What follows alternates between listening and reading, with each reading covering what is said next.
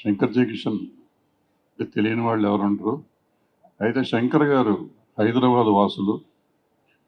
అట్లాగే దుక్పాటి మత్స్యరావు గారు film Nagar cultural centre కదా, film Nagar society founder member.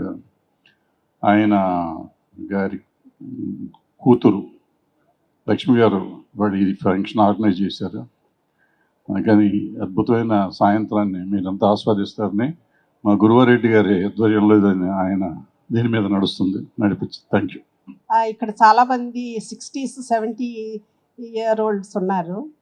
Let me first thank film Nagar cultural centre ఈ venue, ఇంత అందమైన వెన్యూ మాకు ఇచ్చినందుకు, ఈ ప్రోగ్రామ్ ఆర్గనైజ్ చేయడానికి. Shankar Jaikishan fans association was established in 2014, 10 years ago. So the purpose is, ఈ రోజుల్లో మూవీ మ్యూజిక్లో మెలడీ తగ్గిపోయింది. అది మ్యూజిక్ అనిపించదు, నా చెవులకైతే నాయిస్ అనిపిస్తుంది. నాకు అనిపించింది ఈ ప్రజెంట్ జనరేషన్ ఫ్యూచర్ జనరేషన్స్కి తెలియాలి మ్యూజిక్ అంటే ఎలా ఉండేది గోల్డెన్ ఎరాలో. So golden era music revive చేయాలంటే ఒక ఆర్గనైజేషన్ చేసి దాని ద్వారా యూత్కి మన అందమైన మ్యూజిక్ గురించి ఎక్స్పోజర్ ఉండాలని సో అసోసియేషన్ తయారు చేశాను. నేను founder president of the Shankar Jaikishan fans association international. Of course golden ఎరాలో ప్రతి కంపోజర్కి టాలెంట్ ఉంది, చాలా బాగా మ్యూజిక్ కంపోజ్ చేసేవారు. కానీ ఆర్గనైజేషన్కి అందరి పేర్లు పెట్టలేం కదా. So most favourite composers Shankar Jaikishan, అందుకని ఆ పేరు పెట్టడం జరిగింది. ఇంకొక పర్పస్ ఏంటంటే శంకర్ జయకిషన్ వాళ్ళు మ్యూజిక్ ఇవ్వటమే కాకుండా చాలా కమ్యూనిటీ కాజెస్కి ఫండ్స్ రేజ్ చేశారు.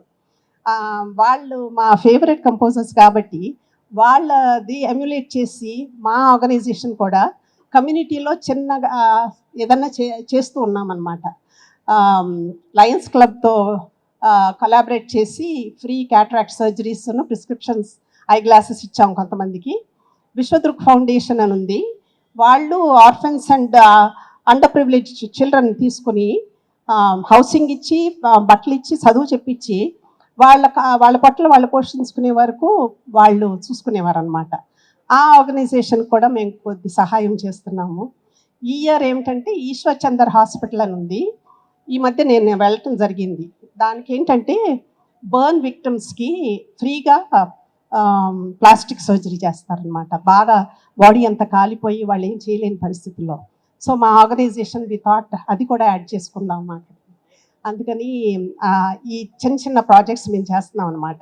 ఇవన్నీ ఎట్లాగంటే మాకు ఇన్స్పిరేషన్ ఏంటంటే శంకర్ జయకిషన్ మన ఇండియా వార్లో ఉండగా ఇందిరాగాంధీ గారు ఫండ్స్ రేజ్ చేయాలి వెపన్స్ కోసం అని అనుకున్నారంట.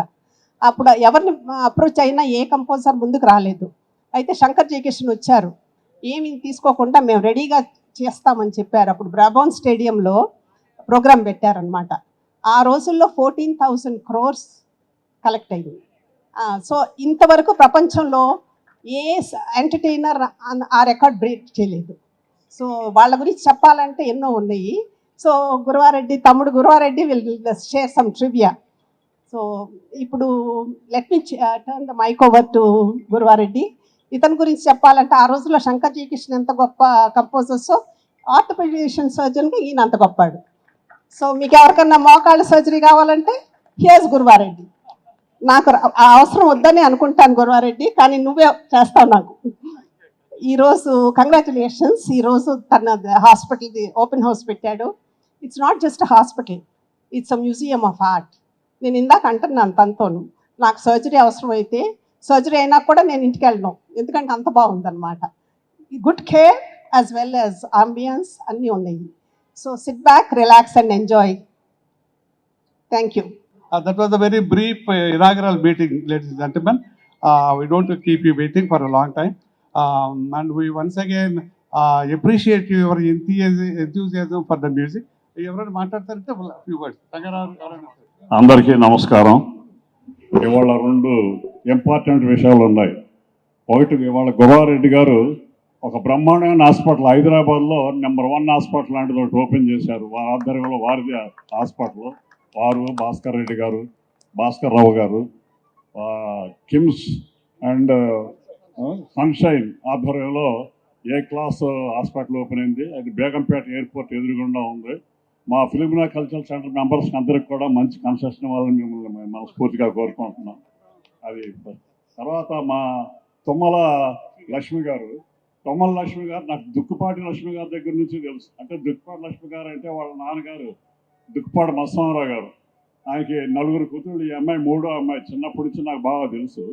కానీ ఆ అమ్మాయి ఇటువంటి ప్రోగ్రాం అరేంజ్ చేయడం అనేది చాలా చాలా సంతోషంగా ఉంది.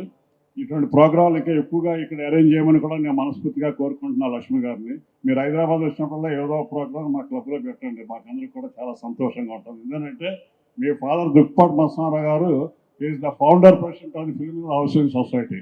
ఆ రోజున ఆయన ఫౌండర్ ప్రెసిడెంట్గా ఉండి కనుక ఇదంతా డెవలప్ చేయకపోతే ఈ కల్చరల్ సెంటర్ ఉండేది కాదు, ఈ క్లబ్ ఉండేది కాదు, మేమందరం ఇక్కడ నుంచునేవాళ్ళం కాదు. అందుకోసం వారి పేరు ఇవాళ మనం తలుసుకోవటం కూడా నాకు చాలా ఆనందంగా ఉంది. ఎందుకంటే మై గాడ్ ఫాదర్. దాదాపు నేను ఆయన దగ్గర ప్రొడక్షన్లో 5 సినిమాలు పనిచేశాను. ఆయనతో నాకు చాలా మంచి అనుబంధం ఉండేది. అటువంటి మత్స్వామరావు గారు అమ్మాయిగా వచ్చి ఇక్కడ ఈ ఫిల్మ్ కల్చరల్ సెంటర్లో ఇటువంటి ప్రోగ్రాం ఏర్పాటు చేయడం అనేది చాలా సంతోషంగా ఉంది. వచ్చిన వాళ్ళందరూ కూడా ఈ శంకర్ జయకృష్ణ గారి హిందీ పాటలు ఏది వారిని మనం చూసాం లేదు, కానీ ఇవాళ వారి పాటలు మాత్రం గురవారెడ్డి గారి ఆధ్వర్యంలో మనం వినబోతున్నాం. అవి ఎంత బ్రహ్మాండంగా ఉంటుందో మీరే చూసి చెప్పండి. Thank you very much. సంగీతం మనుషుల్ని, హృదయాల్ని, ఆత్మల్ని కలుపుతుంది అంటారు. మా ఇద్దరు నిదర్శనం. నాకు ఆ అక్క అంతకుముందు పరిచయం లేదు. ఆమెకు సంగీతం పిచ్చి, నాకు సంగీతం పిచ్చి. అలా కలవటం గత 4 ఏళ్ళ నుంచి అక్కకి ఇది నేను 2వ ప్రోగ్రాం 3వ ప్రోగ్రాం చేయటం.